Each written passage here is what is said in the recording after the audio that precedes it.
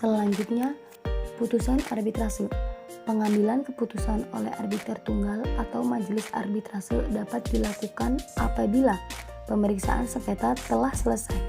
Pemeriksaan segera ditutup dan arbiter menetapkan hari sidang untuk mengucapkan putusan arbitrase. Putusan arbitrase akan diucapkan dalam sidang yang tertutup untuk umum dalam waktu paling lama 30 hari setelah pemeriksaan ditutup, dengan atau tanpa dihadiri oleh para pihak yang bersengketa. Dalam mengambil keputusan, terdapat beberapa hal yang perlu diperhatikan, yakni 1. Arbiter tunggal atau majelis bebas dari intervensi pihak manapun.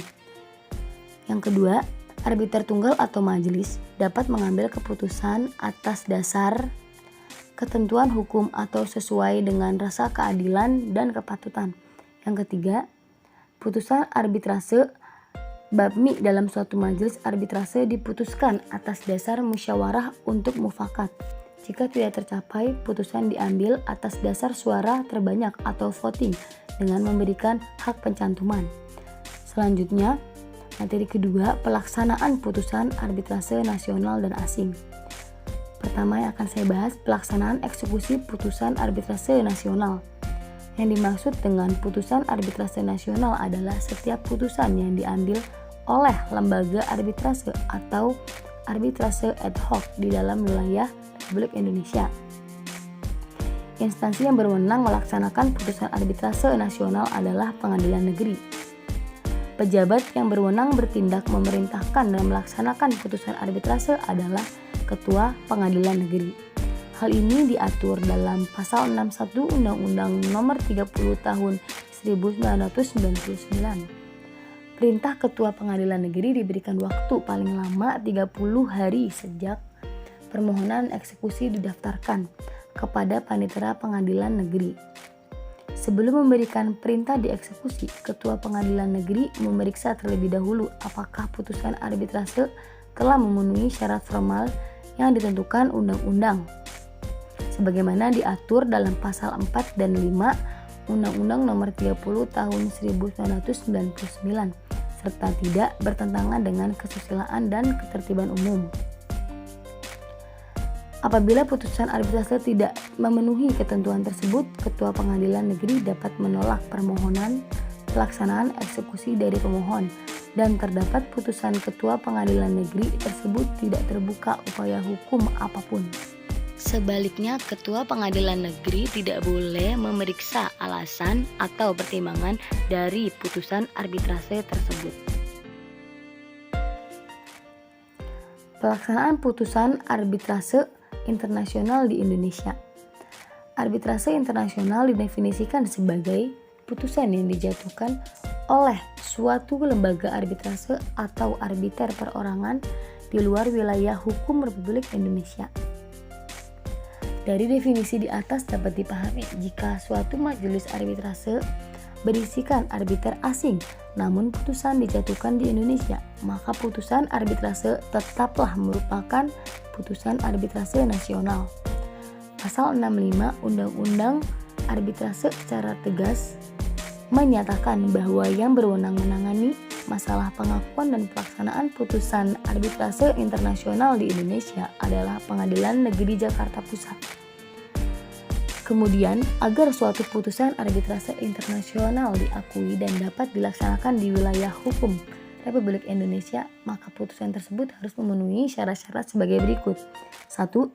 Putusan arbitrase internasional dijatuhkan oleh arbiter atau majelis arbitrase di suatu negara yang dengan negara Indonesia ia terikat pada perjanjian, baik secara bilateral maupun multilateral, mengenai pengakuan dan pelaksanaan putusan arbitrase internasional.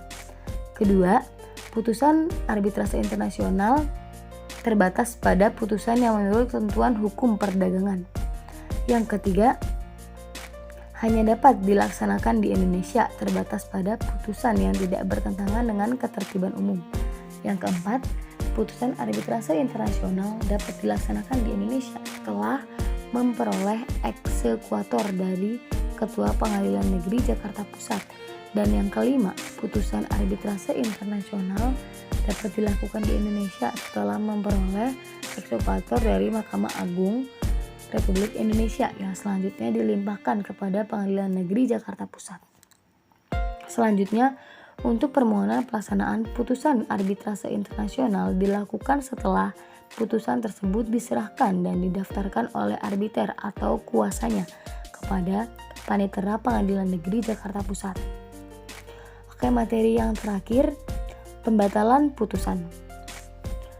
Pasal 70 menentukan terhadap putusan arbitrase, para pihak dapat mengajukan permohonan pembatalan apabila putusan tersebut diduga mengandung unsur-unsur: pertama, surat atau dokumen yang diajukan dalam pemeriksaan setelah putusan dijatuhkan diakui palsu atau dinyatakan palsu.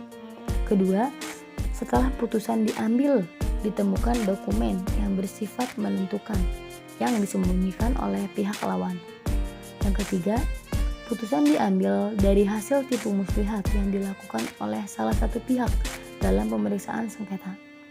Kemudian, terkait tenggang waktu permohonan atau gugatan pembatalan putusan arbitrase diajukan paling lama 30 hari terhitung sejak penyerahan dan pendaftaran putusan arbitrase kepada Panitera Pengadilan Negeri, kemudian diajukan kepada Ketua Pengadilan Negeri, yang mana Ketua Pengadilan Negeri ini menentukan lebih lanjut akibat pembatalan seluruhnya atau sebagian putusan arbitrase.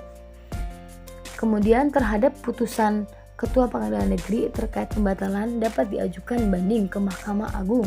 Selanjutnya, Mahkamah Agung lah yang memutuskan pada tingkat pertama dan terakhir. Sekian materi yang bisa kami sampaikan. Semoga bermanfaat untuk kita semua. See you guys!